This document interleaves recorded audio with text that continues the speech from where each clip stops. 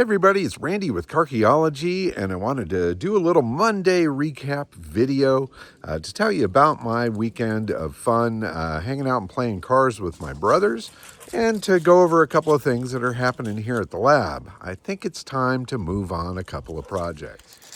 So as you have seen through watching my videos and looking around my place here, I have a car problem.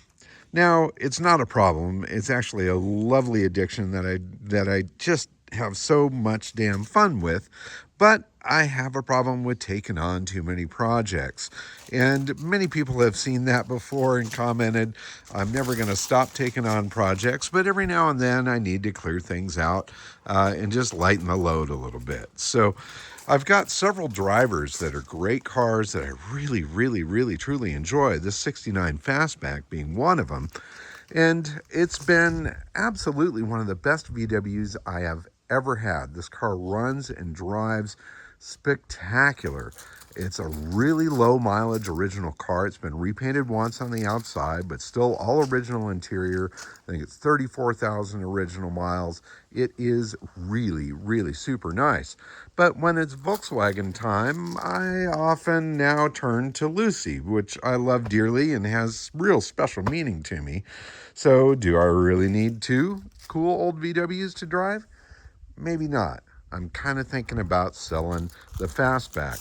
So I'm taking it, I brought it out of the garage here to clean it up a little bit, prepare it for photos, and to maybe put it out on the market. Not exactly sure what I want to ask for it yet. It's probably one of the nicest ones I've ever come across. Probably thinking aiming towards 30 or so for it. Maybe high 20s. I don't know. We'll see. I might possibly put it up for auction and let the bids decide what the end value is.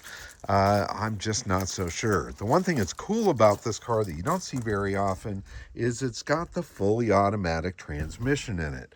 That's something that was offered in the Type 3s and some of the late buses as well. And I've got to say, it's awesome. At first, I wasn't so sure if I'd like the automatic, but now that I've lived with it and driven it, it's fantastic. And with all the younger drivers now not into driving with a stick, I think that the automatics are something of a rarity and something that add a little bit of desirability to it. And I don't think you'll ever find one that's nicer than this one. Okay, maybe that's a bold claim. There's got to be another one that's nicer, but this thing is really super special. All original interior and a great documentation. It was sold new in Arizona. It's always been in the hands of people that have truly cared for it, and it is fantastic. Automatic trans, fuel injection. I've got it registered with black plates on it that say Fastback, and got some great accessories on it. And I'm going to be sad to see it go, but I think it's time. It'll give me a little bit of space so I can put more stuff in the garage and give me some money to finish that damn Jag project that I really want to do.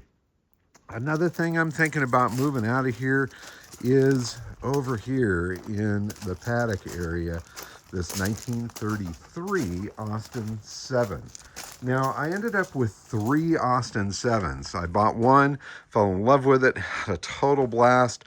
Then I came across this one for sale, and the same guy had another one as well, a 37 model.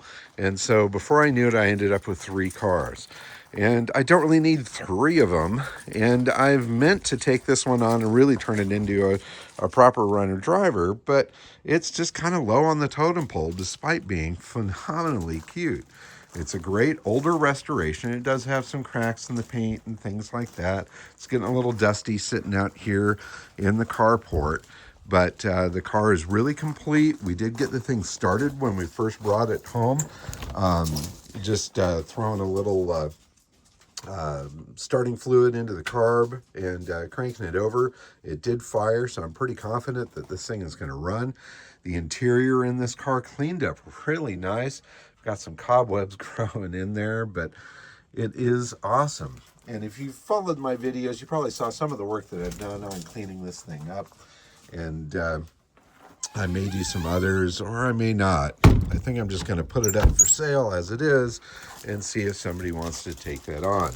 These have a little 4-cylinder engine in them. You can see that right there. Real simple, flathead 4. And again, we did get this thing to fire by throwing a little starting fluid in there and cranking it over. So I know the ignition is good. It does seem to have good compression. And I really think that with a new battery and a little bit of effort, this thing could be on the road.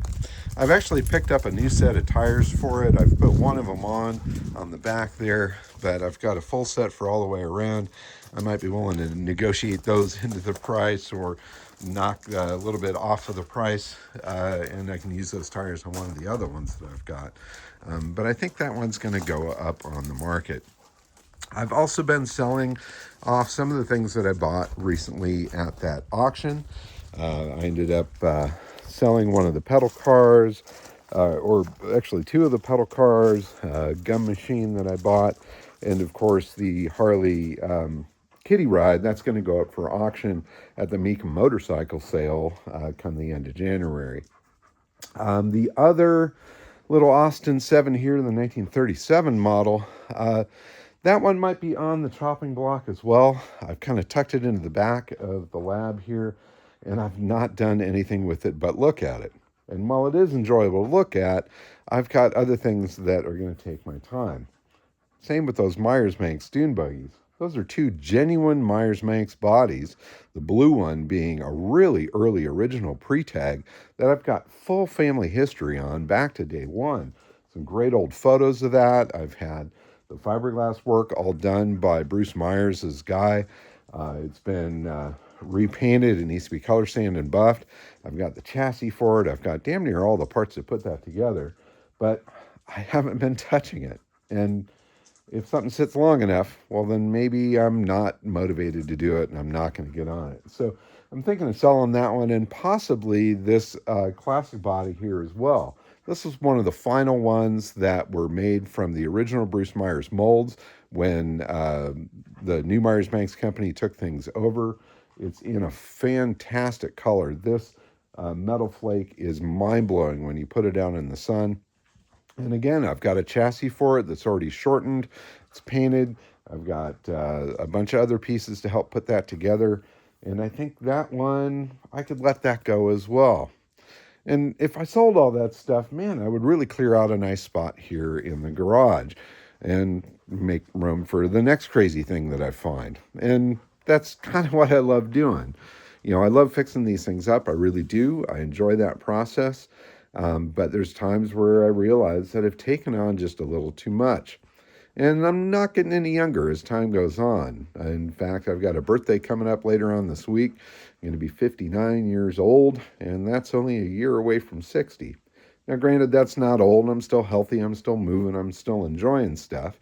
But looking ahead, you know, how many more years do I have of doing this? And how many cars do I want to take on? And do I want to spend my time on small projects that are just kind of fun? Or do I want to really dive into the things that mean a ton to me and potentially are more valuable or more exciting, like the C-type Jags? So that is kind of what I'm thinking here, having a little bit of momentary weakness here with stuff and being overwhelmed with what I've got. And I'm not one to hold forever. If the feeling hits me that it's time to sell something, I'm happy to do that because I know that when I let it go, it hopefully goes into the hands of somebody else that's going to love it, going to enjoy it, and maybe finish off the project that I started. We're all just conduit when it comes to these things. You can't take any of it with you. And even though there's things that I definitely want to hold on to as long as I possibly can, there's other stuff that I don't have a problem with breaking free of. So that's today's video. I did want to do a quick recap of what I did over the weekend. I'll probably post up another quick slideshow video of that. My brothers both came along on Friday down to Palm Springs, California, to the car auction down there. It's a really fun auction. There's a lot of affordable things there. It's the same place that I picked up that 53 Packard last year. I once bought a Chop Top Mercury there. I love to go and watch and usually sit on my hands, but it's very tempting to raise your hand and bring something home. But I realized this weekend, looking at all that stuff, I'm full. I've got too many projects. I don't need another one. So it was a part of the motivation for Monday here of going, hey, it's time to move some stuff. In any case, we had a great time down at the car auction. My oldest brother from Colorado was out. He and I went back on Saturday for another day, and then Sunday we went over to our other brother's place to look at the cool old Mercedes he's been working on, and just kind of hang out and do a little bro time. I love my brothers, and I love that they're into old cars. Maybe not to the level that I am, but we can get together and play cars, and that's something that's super fun. It's something that her dad really loved, and it's awesome. It's really, really cool to have family that's into it and to be able to share that experience and share some of that fun with my brothers. I love them dearly. In any case, that is today's video. I hope you enjoyed the little walk around. If you know anybody that's interested in probably one of the nicest fastbacks that you'd come across, or an Austin 7 project, or maybe a Myers-Manx dune buggy, well, you know how to reach me. In any case, thanks for watching, everybody. Keep on digging them up and driving them. Bye-bye.